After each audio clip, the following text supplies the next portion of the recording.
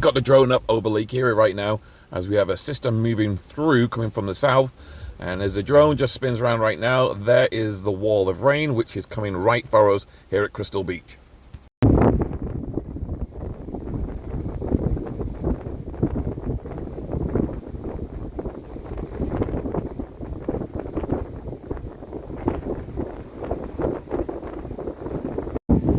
Down at Crystal Beach, look at that right behind us, rain wall coming right into Crystal Beach right now. It's going to pour down very, very quickly. We just had the drone up, got it down quickly enough. We're about 150 meters away from absolutely getting slammed by this really heavy rain.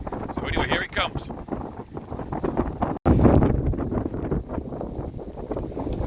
Everyone's running.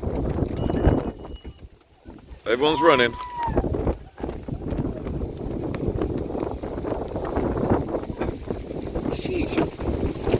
Ow! Oh my god! Wow! Jeez!